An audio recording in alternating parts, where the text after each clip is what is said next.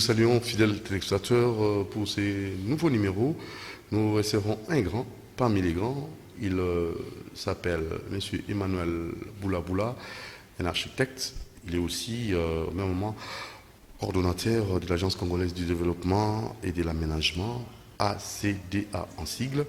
Et ensemble avec notre invité, vous allez d'abord connaître à fond, et pourquoi pas aussi connaître notre invité, ses réalisations, et il nous donnera aussi ses avis et considérations sur quelques actualités de notre pays. Bonsoir, monsieur Boula. Bonsoir, bonsoir Doudou. Vous allez très bien? Je vais très bien. Bonsoir pour cette invitation, ça fait longtemps. Vraiment. Je m'appelle Boula Emmanuel Aïfoura. Je suis architecte, indépendant, libéral. Aussitôt terminé les études en 1983, je me suis lancé en tant qu'architecte libéral. Et je suis né dans la province du Kwilu, du territoire de Boulungu, dans le village qui est dans le secteur Nkara. Et voilà, j'ai fait des études d'architecture et je suis architecte maintenant avec une expérience de 38 ans. Et quand j'ai commencé, j'ai choisi la province du Bas-Congo à cette époque. J'ai exercé l'architecture convenablement et en tant que jeune architecte zaïrois à ce moment-là, j'ai signé pas mal de contrats avec des entreprises qui venaient s'installer. Notamment, j'ai travaillé pour le compte de la MISA, le compte de sucrière de Kulungongo, compte Zairep, actuellement Perenco, en 1984 s'installait, c'était Zairep. J'ai participé dans l'établissement des projets avec un Portugais qui était le directeur général à cette époque, M. Vieira da Costa. Et voilà, je me suis installé à Matadi. Et avec tout ça, vous savez que nous, à l'époque, les architectes, on était vraiment considérés. En tant que Zaïrois, j'ai eu à signer des contrats avec la République française aussi.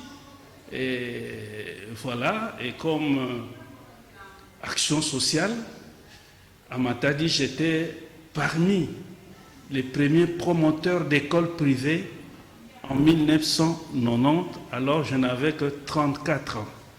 J'ai construit une école privée qui a eu une grande renommée.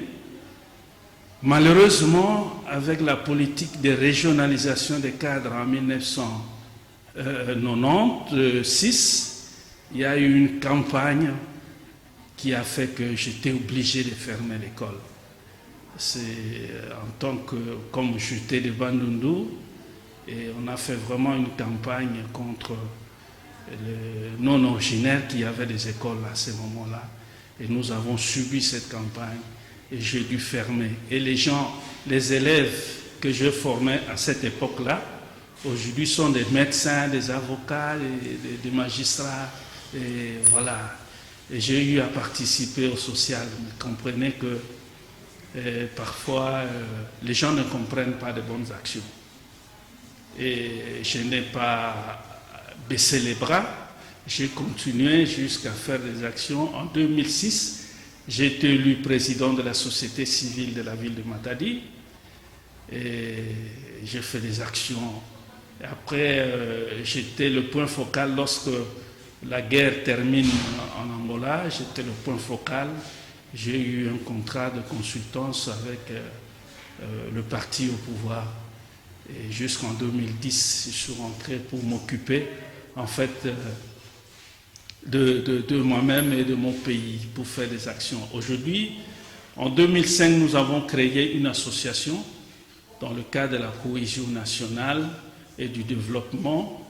Et les provinces de l'Ouest ayant les mêmes intérêts ayant les mêmes conditions de vie, la forêt, nous avons créé une association pour créer en fait l'émulation de développement au niveau de la sous-région. Et cela a progressé jusqu'au moment où cet éveil qui était sous-régional est devenu national, l'éveil pour la nation congolaise. Maintenant, avec la vision du chef de l'État, qui est l'union sacrée, dans le cadre de la matérialisation de cette vision-là, en fait, qui a comme objectif... On y reviendra, on va y arriver, hein, le temps d'abord de vous connaître à fond, parce que ce n'est pas encore fini, mais du point de vue préférence, hein, préférence alimentaire, qu'est-ce que vous consommez très souvent? Bon, vous savez, tout ça c'est un mode de vue, c'est la culture. Hein? Je suis du Bandundu, de la province du Kulu. J'aime bien manger le foufou avec le pounou et le makayabou grillé. Voilà, c'est ça ma préférence en fait. Et qu'est-ce que vous détestez? Qu'est-ce que vous ne supportez pas dans la vie? Sur le plan comportemental, ce qui vous ne supportez pas, ce que vous détestez dans le comportement humain. Je déteste le mensonge, voilà. Mensonge? Le mensonge, je déteste. Et l'événement le plus marquant de votre vie, dans le bon sens? Dans le bon sens, c'est d'avoir signé un contrat. Le contrat que j'ai signé en 1989 avec la France. Dans le cadre des réhabilitations des alliances françaises, et ensuite le contrat avec la sucrière de Kouloumongo depuis ces temps-là, hein, vers les années 90. C'était des bons moments où c'est surtout parce que ces travaux-là, j'ai soumissionné avec des grandes entreprises comme Oxetra Béton, et à la fin, c'est moi, Boulbati, un jeune architecte zaïrois à l'époque, qui avait gagné le marché. Et ça m'a beaucoup marqué. Donc dans le travail, il faut mettre le sérieux, son sérieux. Voilà. Et l'événement choquant? Bon, écoutez, je n'aime pas revenir sur ça. Je n'aime pas retenir ça. Voilà. Ah, vous n'aimez pas? Non. Voilà, alors le président africain qui vous a plus marqué? Comment? Le président africain qui vous a plus marqué par sa façon de gérer? C'était Thomas Sankara. Pourquoi Thomas Sankara? Donc, il était proche de sa population. Et il aimait bien la promotion de l'Africain. C'est vraiment quelqu'un qui a fait un éveil aux Africains. C'est comme ça qu'aujourd'hui, il est toujours vivant. Voilà. Thomas m'a beaucoup... Et ici, au Congo? Au Congo, un politicien qui vous a marqué, ou un leader politique que vous prenez comme référence? Bon, jusque-là, comme référence, comme modèle? Je n'aime pas citer de noms. Des modèles, je pense qu'il faut dire que lorsqu'on voit la vie politique congolaise actuellement et la vie économique qui ne marche pas, je pense que nous n'avons pas encore eu des gens qui... Nous avons un problème d'homme. Et je ne veux vraiment pas m'identifier à un individu. Et nous avons un sérieux problème d'homme. Nous sommes un pays vachement riche, mais la population est très pauvre. Vous voyez, il y a des chiffres qui énervent et qui font réfléchir. Lorsqu'on considère que voilà, notre pays a une superficie de 2 345 000 km². Et ce vaste espace est une grande opportunité pour l'agriculture. Mais nous sommes affamés. Lorsqu'on observe le réseau hydraulique, qui est très important, avec des cours d'eau, comme le fleuve Congo, avec une longueur de 4700 km, Et lorsqu'on observe ce débit-là qui verse dans l'océan, tout au plus de 21 000 mètres cubes, et lorsqu'on voit que le massif forestier que nous avons, avec plus de 128 millions d'hectares, donc qui donne une grande diversité climatique très favorable à l'agriculture, lorsqu'on voit une population estimée à plus de 100 millions d'habitants et ce potentiel géologique qui est un scandale en minerais, et nous sommes classés parmi les pays les plus pauvres du monde, avec une population qui vit dans la misère. Alors je me dis, l'homme congolais n'a pas encore pris conscience de son développement, n'a pas encore pris conscience de l'amélioration des conditions. Et à qui incombe cette responsabilité? La responsabilité, c'est à nous les Congolais. À nous? Et pour ceux qui pensent que c'est plus les Occidentaux qui en sont responsables. Mais c'est nous qui favorisons que les Occidentaux puissent se comporter comme ça. Il est vrai que la crise que nous avons, et là, ce blocage que nous avons dépend des Occidentaux, mais d'abord de nous. Parce que nous, jusque-là, le Congolais a encore un complexe d'infériorité vis-à-vis de l'homme blanc. Le comportement que nous affichons ici, on ne l'affiche pas ailleurs, dans d'autres pays africains. Quel comportement? Non, d'accepter la fatalité. Ça veut dire? Nous devons tout attendre de la Banque mondiale. On ne peut rien faire sans les investisseurs extérieurs. Mais les investisseurs sont déjà ici chez nous. Ils ne viendront plus. Ils sont déjà ici chez nous. Vous comprenez? Donc le développement, c'est d'abord notre affaire. Nous devons changer notre comportement. Il faut, lorsque maintenant on parle de peuple d'abord, c'est-à-dire que le peuple doit se prendre en charge. Il faut que le peuple prenne conscience que c'est lui qui doit orienter le mode de développement. Vous comprenez, Doudou, depuis 1960, d'abord, nous devons prendre conscience de ça. Nous avons été colonisés par les Belges. On ne pourra jamais se développer avec ce poids de la dette extérieure. Jamais. Et nous devons savoir que l'aide ne développe jamais. Et notre développement ne viendra pas de la Banque mondiale. Notre développement ne viendra pas du Fonds monétaire international. C'est nous-mêmes. La dette extérieure est un grand blocage pour nous. Pour la Banque mondiale, c'est d'abord le paiement de la dette. Je veux vous faire une révélation que vous devez savoir que lorsqu'on vote le budget, avant que le budget arrive à l'Assemblée nationale, il passe d'abord à la Banque mondiale. Comment ça? Mais oui. Je me rappelle, en tant qu'expert en développement, en 2008, j'étais en contact avec les experts en développement du Congo-Brazzaville. En 2006, le budget est allé en retard de 5 mois à l'Assemblée nationale et au Sénat. Vous savez pourquoi?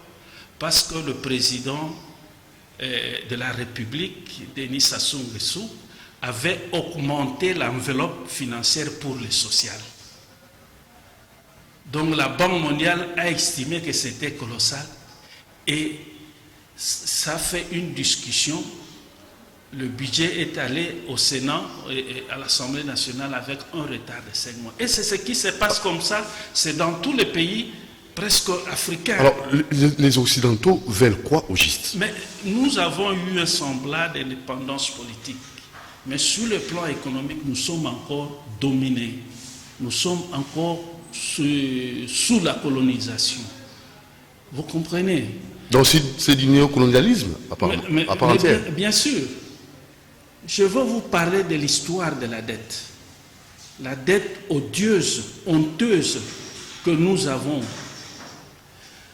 Lorsque la Banque mondiale a été créée en fait pour le développement du Japon. Lorsque le développement du Japon termine, la Banque mondiale est venue avec une mission de pouvoir développer les pays sous-développés. Mais en réalité, elle n'a jamais réussi à développer un pays quelconque. Je ne connais pas un pays qui a été développé par les fonds de la Banque mondiale. Alors, ce qui s'est passé dans les colonies, notre pays et les colonies françaises, à l'époque, la Banque mondiale avait prêté de l'argent à la Belgique pour, en fait, développer des colonies sous leur métropole. À cette époque-là, au début, il y a eu 120 millions que la Banque mondiale avait prêté à la Belgique. Et 105 millions ont été utilisés en Belgique pour la Belgique. 15 millions ont été mis pour les investissements de minerais à exploiter pour la Belgique. Lorsque ce pays, notre pays, obtient son indépendance, ces dettes-là ont été léguées. Contrairement à l'Allemagne qui avait colonisé aussi une partie de la Pologne, et les prêts reçus pour coloniser la Pologne ont été à la charge de l'Allemagne, mais pour nous, ces prêts-là, c'est ça qui est devenu la dette extérieure. C'est vrai que lorsque Mobutu arrive, avec l'euphorie des prix de matières premières sur le marché, il a pris, je pense, 1 milliard, et lorsque Mobutu s'en va en 1997, avec des intérêts cumulés, cela a fait au moins 14 milliards.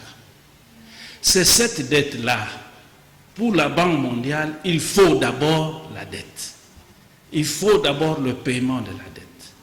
Ensuite, il y a eu un autre complot. La crise alimentaire que nous avons reçue.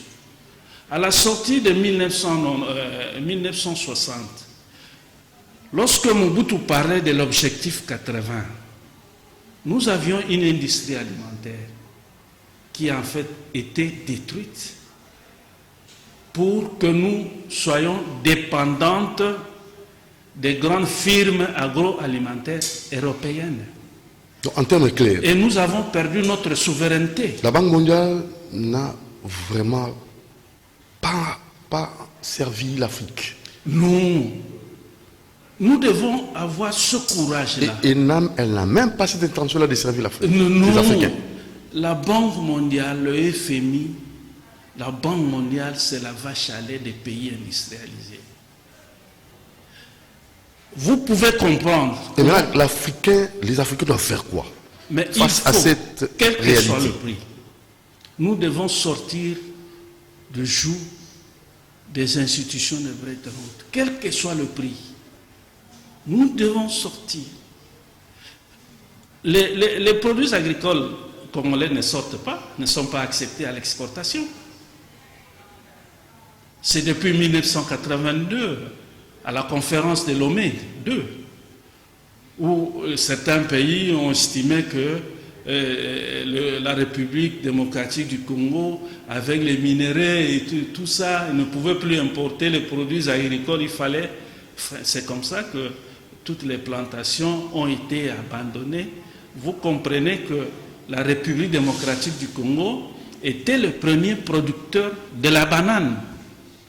Cette banane-là venait d'une seule province, le Bas-Congo. Et au Bas-Congo, ça venait d'un seul territoire, le territoire de Lokula. Et la banane de Lokula a fait de la RDC le premier producteur du monde. Vous comprenez que tout ça, toutes ces initiatives-là... Et pourquoi avons-nous basculé comme ça? Mais nous avons basculé, j'ai suivi un grand politicien dire que c'est un problème d'homme. C'est un problème d'homme. Si aujourd'hui nous prenons conscience, moi j'ai aimé écouter l'ex-président, ancien président Kabila, a fait des choses, mais parmi celles que j'ai aimées, c'est d'avoir rompu avec les institutions de Bretton Woods. C'était déjà un départ. C'était déjà un départ. Donc, l'actuel président devait emboîter les pas. Et vous pensez que c'est facile? Devait suivre. Non, devait suivre. Tant que nous cherchons à faire plaisir à la Banque mondiale, observez un peu lorsque les agents de la Banque mondiale arrivent ici, toutes les portes sont ouvertes. C'est comme si le gouvernement congolais était une entreprise qui doit rendre compte à son patron. Alors nous sommes un pays. Nous sommes sous-développés, entre nous soit dit. Nous sommes sous-développés, il n'y a pas un modèle de développement. Donc nous devons nous-mêmes... Mais en tant qu'experts, quelles sont les propositions concrètes pour éradiquer, peut-être mettre fin ou orienter les choses autrement? Mais le modèle, nous ne pouvons pas le modèle de la Chine. La Chine, à un certain moment... Et on va vous laisser faire, atteindre cet objectif-là facilement, sans avoir comme ça quelques blocages. Quel que soit le prix, nous devons chercher à sortir du joug des institutions de Bretton Woods. Modèle chinois, oui, du développement. Quel que soit le prix. Et comment s'y prendre? Comment s'y prendre? Il faut des initiatives locales. Nous devons faire des réformes. Nous avons des lois qui ne permettent pas à la République d'avoir de l'argent. Quelle loi? Nous avons des lois. Vous pouvez comprendre le pays comme la Finlande, qui a un budget plus ou moins de 130 milliards. Mais 40% de ce budget vient du bois, des forêts. Mais la Finlande n'a pas de forêt comme nous ici. Deuxième massif. Pour nous, les forêts apportent combien dans le budget? Rien. Parce que nous avons des lois, il y a eu un moratoire. Et la Banque mondiale a poussé parce que selon la loi belge de 1949, disait, quand tu veux exploiter la forêt, ici, le bois ici chez nous, il y avait la lettre d'intention et puis la garantie d'approvisionnement. Mais à partir de 2002, la Banque mondiale a poussé le régime Kabila à convertir ces titres-là en concession. Donc la conversion de la lettre d'intention et de la garantie d'approvisionnement en concession forestière. Et qu'est-ce que la République tire? Nous, rien du tout. Rien qu'avec les concessions forestières, nous pouvons avoir 20 milliards de dollars si nous sommes sérieux et si nous voulons nous développer effectivement. Vous allez me dire comment ça? Parce que jusque-là, avec les 156 titres, ça fait au moins 22 millions d'hectares concédés en concession. Si nous disons par hectare et qu'on paye ne fût-ce que l'équivalent de 2 mètres cubes de bois par hectare de forêt exploitée, annuel, ça fait 1000 dollars. Fois 22 millions, ça fait 22 milliards. Des dollars que nous pouvons... Celui qui ne paye pas, on retire carrément le titre. Aujourd'hui, nos forêts sont en train d'être exterminées. Qu'est-ce que la République... Sans reboisement. Non, même pas, pas même le problème de déboisement, puisqu'on ne déboise même pas. Pourquoi le bois congolais doit sortir à l'état brut pour aller créer des emplois ailleurs? Avez-vous des entreprises de transformation sur place? Est-ce que nous sommes incapables d'avoir une machine ici? Le Congo qui a des forêts n'a même pas une entreprise qu'on peut appeler Office congolais de bois. N'a même pas un terminal de bois. Les minéraux, on ne les voit pas, c'est sous la terre. Il faut une technologie très poussée pour atteindre ces minéraux. Mais le bois, on le voit. Voilà, évoluons, c'est Alors, vraiment très capital ce que vous dites c'est là. tout ça, Mais le blocage en fait pour notre développement sur la banque, les institutions de prêt. Nous devons changer le comportement avec eux. Parce que le principe de la banque, lorsque vous prêtez l'argent, vous empruntez l'argent, la banque vous remet l'argent et vous-même vous utilisez l'argent. Mais ce n'est pas le cas avec la Banque mondiale. Elle-même programme... Et vous donne les orientations. Les orientations et programme le décaissement. Et eux-mêmes se mettent à la place à votre place pour exécuter ça. À la fin, on vous dit non, le projet est terminé. Nous devons changer. Nous devons changer. L'union sacrée. Vous avez mis en place l'Agence congolaise du développement et d'aménagement, en sigle ACDA. Moi, j'aimerais, en tant que grand de ce soir, qu'est-ce que nous pouvons attendre de cette agence, l'apport de M. Boula pour le développement de son pays? Ok. À l'instar des autres pays, puisque nous recevons chaque fois, vous allez entendre, voilà, l'agence française de développement a été reçue par le président de la République.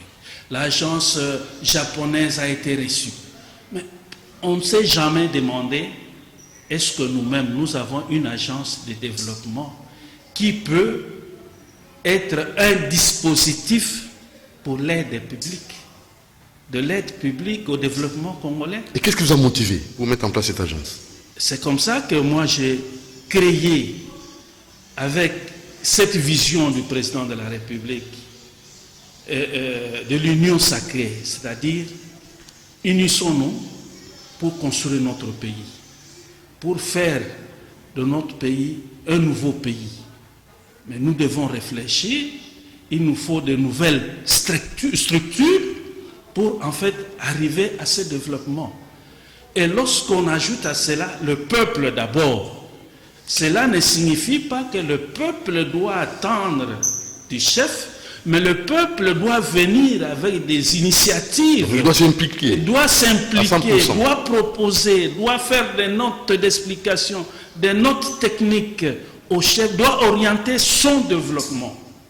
C'est comme ça que l'idée m'est venue avec cette vision de l'union sacrée et cette devise de peuple d'abord. C'est le peuple qui doit orienter son développement, parce qu'aujourd'hui, si le peuple dit fini le départ de nos grumes à l'état naturel, le peuple va s'impliquer. On peut aussi marcher pour ça. Oui, on peut marcher. Et très souvent, nous ne marchons pas pour ça. Oui. Nous marchons pour Les soutenir la individus, vision pour d'un soutenir, leader. voilà, on n'a pas nommé politique. celui-ci, on n'a pas nommé celui-là, mais pour des initiatives de développement avec le peuple d'abord.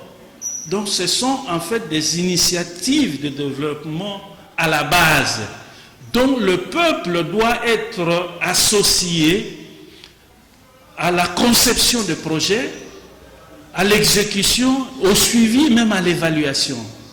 Donc on ne peut pas concevoir un projet dans le bureau et puis venir l'imposer au peuple. Les bénéficiaires doivent participer à l'élaboration du projet. Et prendront cela au sérieux. Voilà. Alors, dites-moi un peu vos objectifs précis. Non, les objectifs, parce qu'à partir du moment où je initie et je mets cette structure à la disposition de la présidence, donc du président de la République, et du gouvernement qui sera bientôt formé, je me dis qu'il y a une politique de développement et de coopération technique. Et il faut mettre en œuvre cette politique-là, dont l'Agence congolaise de développement et d'aménagement sera là pour mettre en œuvre la politique congolaise de développement et de coopération. Et c'est ça sa mission, en fait. Sa mission. Donc, elle sera là pour rechercher des projets productifs, tant publics que privés, créateurs d'emplois. Il y a un problème d'emploi aujourd'hui. Ce ne sont pas les ministres qui vont créer d'emplois. Au niveau des ministères, on donne la politique. On donne la politique. Maintenant, au niveau des agences, ce n'est pas pour rien que dans les pays développés, il y a plusieurs agences d'exécution. Au niveau des agences, Par exemple, lorsque le président de la République dit « je vais créer des millionnaires congolais », mais c'est déjà un sujet qui peut engendrer des projets. Il faut des agences pour concevoir des projets productifs, créateurs d'emplois, pour en fait rendre, pour matérialiser cette idée-là. Et comment la CDA pourra comme ça créer des emplois? La création des emplois. Vous allez le faire comment? Non, la création d'emplois, c'est comme je le dis, par des projets. Et vous avez déjà des projets précis? Je donne une idée. Nous avons parlé de bois. Nous avons parlé de bois. D'autre côté, nous avons la population, tous ces jeunes qui sont dans les partis politiques. Ils attendent l'emploi. Nous avons vu le Palou, les combattants de Palou, à qui on disait, lorsque nous aurons le pouvoir, vous aurez des emplois. Pendant 5 ans, rien ne s'est fait. Rien n'a été fait, ils sont restés chômeurs. Il y a le PPRD qui est arrivé au pouvoir pendant 18 ans. À la fin du pouvoir, vous avez compris comment ils ont fait. Parfois des écoles fictives pour chercher à caser les gens. Maintenant, l'UDPS est au pouvoir.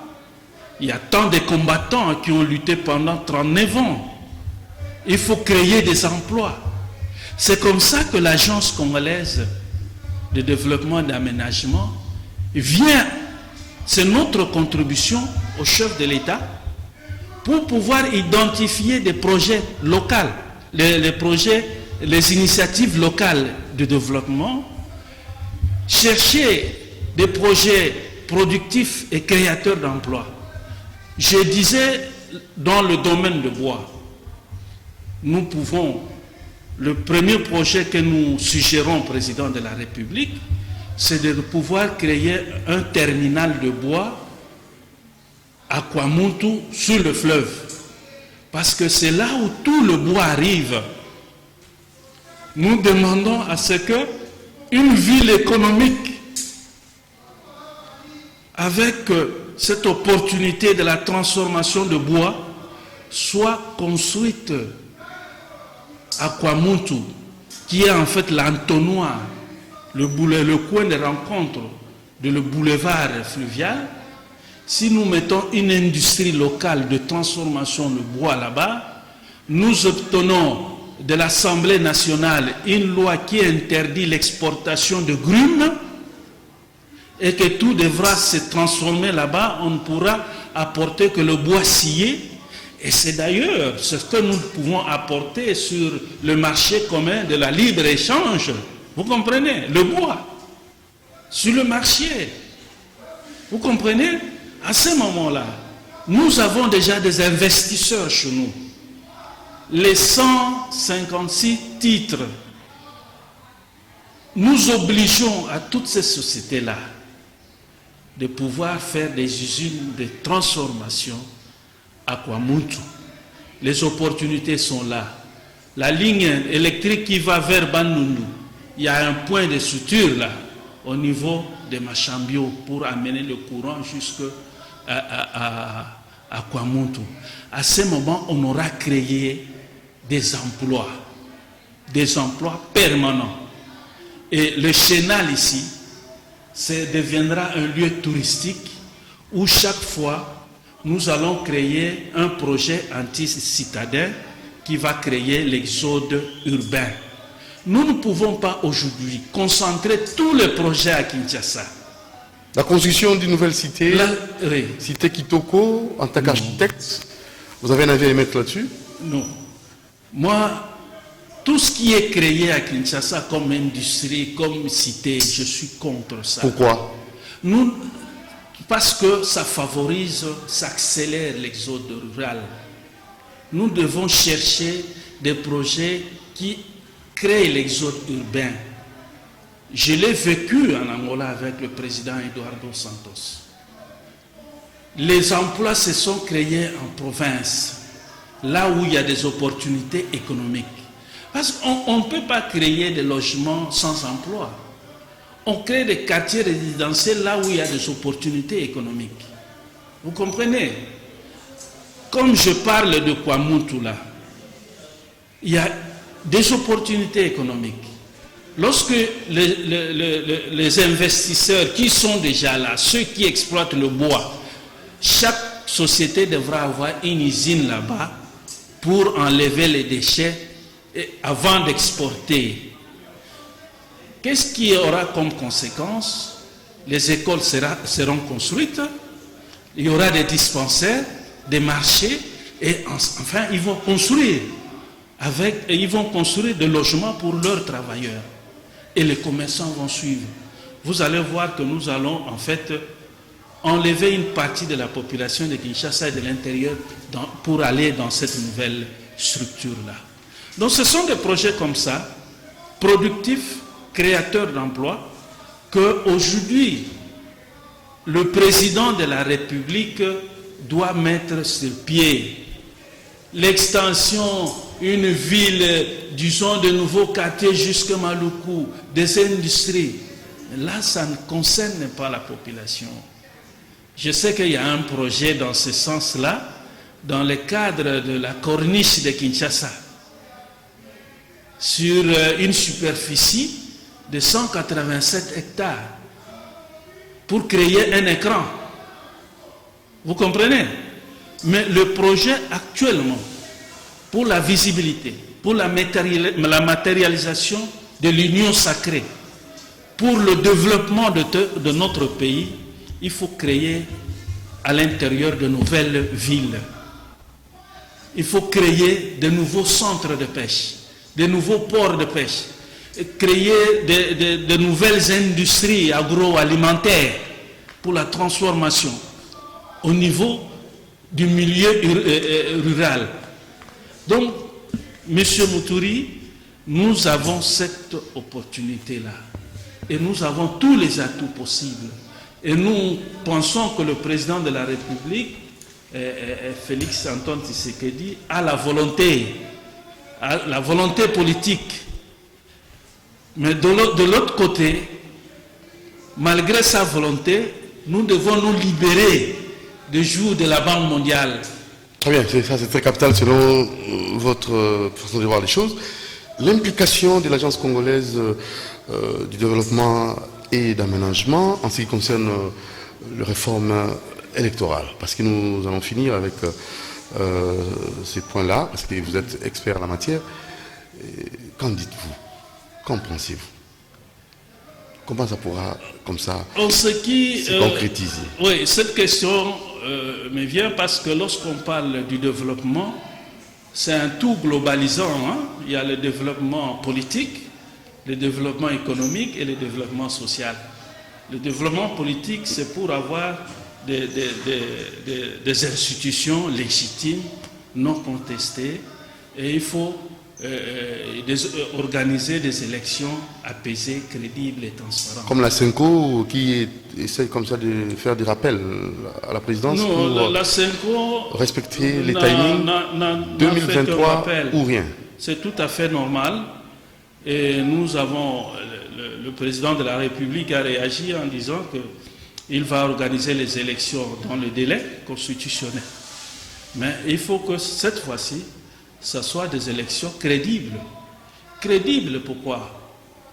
Lorsqu'on fait l'audit des élections passées, l'audit de la CENI, nous, Agence congolaise de développement et d'aménagement, nous avons constaté qu'il y a eu tripatouillage des chiffres, des statistiques démographiques.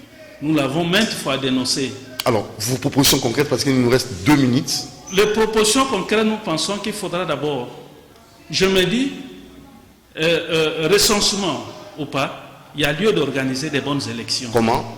Parce que nous avons des statistiques antérieures, crédibles. Lorsque nous allons en 1960, dans le cadre de la répartition des sièges, nos pères de l'indépendance ont fait quoi? Nous avions à l'époque, là, en 1960, la population était de 13 700 000 habitants. Ils se sont dit, nous prenons un représentant pour 100 000 habitants. C'est comme ça que pour le premier Parlement, nous avions 137 députés. Dans mes recherches, j'ai trouvé ça. Donc, la loi là, on doit la réformer. On ne peut pas faire la répartition des sièges en fonction des enrôlés. Ça, c'est vraiment une astuce. C'est une aberration, ça. C'est une astuce pour la tricherie. Alors, vous proposez quoi à la place? À la place, nous avons des données au niveau du ministère des Plans, dans le document appelé EDES, Enquête démographique et de santé, qui donne la représentation nationale de chaque province. Actuelle province, les 11 que nous pouvons appeler les 11 régions, divisées en provinces, 26 provinces. Dans ce bouquin-là, parce que l'Institut national des statistiques a falsifié, je cesse de le dire, les données des statistiques à partir de 2010.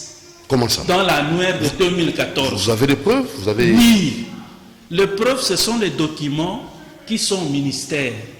Et au moment opportun, si les scientifiques veulent, nous pouvons faire ce redressement-là. L'actuel directeur de l'Institut national des statistiques, M.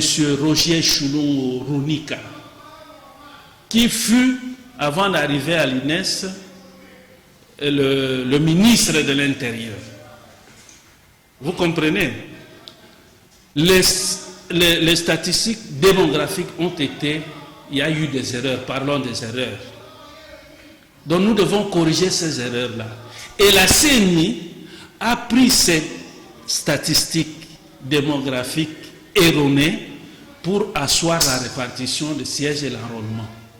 Donc nous devons rentrer aux données statistiques de 2009.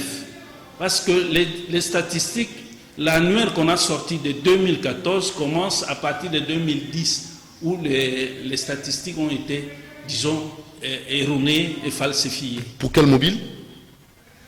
Mais à ce moment-là, je ne comprends pas le mobile, parce que, en principe, lorsqu'on parle même de la guerre à l'Est, et qu'il y a eu 6 millions de morts, on doit voir ça dans les statistiques. Que voilà, en telle année, il n'y avait pas la guerre. En telle année, il y a eu la guerre. Nous avions 6 millions, 10 millions de morts. C'est comme ça que la population a baissé. Malheureusement, les statistiques actuelles dans l'annuaire 2014, 2017, 2000, maintenant on est en train de faire l'annuaire 2020, toujours dans la même erreur, on ne voit pas dedans qu'il y a eu 6 millions de Congolais qui sont morts, ou 10 millions de Congolais qui sont morts. Au contraire, là où il n'y a pas eu la guerre, pouvez-vous comprendre, pour le Grand Bandundu, en 2009, des statistiques du ministère des Plans donnent 12 700 000 habitants, mais dans l'annuaire de 2014, la population du Grand Bandundu est de 8 millions. Lorsqu'on fait l'addition de Kwilu, Maïnombe, Kwango, c'est 8 millions. Alors qu'en 2009, c'était 12 millions. Même lorsqu'on voit les données dans le plan quinquennal de 2014, je pense, c'est 12 millions. Donc 4 millions sont morts. Non, en principe, avec l'évolution de 2009 à 2014, de 12 millions, on devait passer à 15 millions. On devait passer à 15 millions. Parce qu'avec le taux de croissance de 3%, oui, ça devait augmenter. Mais ils ont réduit. Malheureusement, c'est réduit. Et quand M. Nanga est arrivé à Bandundu dans le Kwilu, on lui a fait voir ça. Quand il a parlé des électeurs... Et lui aussi demande la préparation des élections 2023. Nanga, Corneille. Il demande qu'on essaye de préparer déjà. C'est le moment de préparer. Mais en tout cas... La bonne préparation, c'est à quel niveau, selon vous, pour conclure? La bonne préparation des élections la bonne préparation 2023. La bonne préparation, avec la procédure que nous donnons là, à partir, c'est dans tous les pays du monde, lorsqu'on parle de la représentation nationale, ce n'est pas en fonction des enrôlés, c'est en fonction de la population tout entière. Et vous avez fait ce redressement? Oui. C'est déjà fait. Au niveau de l'agence, congolaise de développement et d'aménagement. Donc on peut vous contacter pour ça. On peut nous contacter pour ça, gratuitement. pour parler de... Vous ne demandez rien. Par amour de mon pays. Je veux que les choses marchent. Et les données sont comment exactes? Nous allons discuter avec les experts de l'INES. Okay, je n'ai jamais refusé la confrontation. Nous considérons l'Agence congolaise de développement et d'aménagement comme un SM, hein? Une ruche abeille, donc une ruche des intellectuels, des scientifiques, chacun dans son domaine, des hommes tenanciers, des hommes ressources, de venir pour que nous puissions orienter notre développement. Les politiques ont leur mission. Nous, en tant que scientifiques, nous allons fournir des données là où les scientifiques doivent donner en fait des propositions. Et le pays se développe par le canal des scientifiques. Aujourd'hui, tous les pays se développent en fonction de la science et de la technologie. Alors votre contact pour finir? Le contact, nous avons notre numéro, le numéro 099 99 90 950. 99 099. Donc plus 243. Oui. 59 0 950. Donc nous sommes disposés, cette agence-là, nous la mettons à la disposition du gouvernement, comme mon souhait était que le Premier ministre soit un scientifique. Heureusement que c'est un scientifique, il comprendra bien la démarche. C'est notre contribution pour le développement de notre pays. Donc nous ne sommes pas des sous-hommes. Les jeunes gens, parce qu'ils ont une autre peau, viennent nous dicter ce que nous devons faire. Chaque pays doit adopter sa voie de développement, ses opportunités de développement. Nous n'avons pas à avoir des projets imaginés en Europe et on vient les réaliser ici. On ne nous donne même pas cet argent-là et on nous dit à la fin, voilà, moi j'ai été conseiller technique au ministère du Plan dans le gouvernement provincial de Kwilu. J'ai été conseiller technique en charge des infrastructures dans le gouvernement provincial de Kwilu. Et je connais comment les partenaires techniques arrivent en province avec des projets élaborés, je ne sais où. Ils viennent directement en province, ils commencent le projet, à la fin il vous dit, nous avons terminé le projet, c'est 17 millions de dollars. J'ai vécu un cas d'un projet dans le Kwilu avec Pronadec. Et on n'a jamais vu les effets, mais 17 millions sont partis. Vous utilisez. Merci beaucoup, monsieur Emmanuel Boula-Boula. À la prochaine occasion. Merci. En termes de conclusion. Nous sommes à la disposition des autorités et surtout, nous apportons cette contribution-là dans le cadre de l'Union sacrée. Et le peuple d'abord. Le peuple vient avec des initiatives de développement pour créer des emplois et avoir une vie meilleure. Voilà notre conclusion. Et je termine par là. Merci à vous, monsieur Emmanuel Boula-Boula, pour vos initiatives. Vous êtes grand et la grandeur d'événements s'est démontrée par votre intelligence et vos propositions pour la bonne marche de votre beau et cher pays. Merci à Moron Djambé qui l'a réalisé. Merci à la coordination de M. Alain Kabongo. Programmation même à Konda, exploitation, là je vois Bruno Zinga, Christian Banjolo, Dieu Kifou, Fiston Atunga, et à la prise de vie, il y avait notre très cher monsieur Moron Djambé et Olivier Longwango. Voilà, ciao. Vous pouvez nous contacter si vous voulez aussi passer et donner vos avis et considérations, vos suggestions au numéro plus 243 89 61 52 634 plus 243 89 61 52 634. Doudou Montiri va vous recevoir sans problème. Allez, ciao, bon programme. Merci. La rediffusion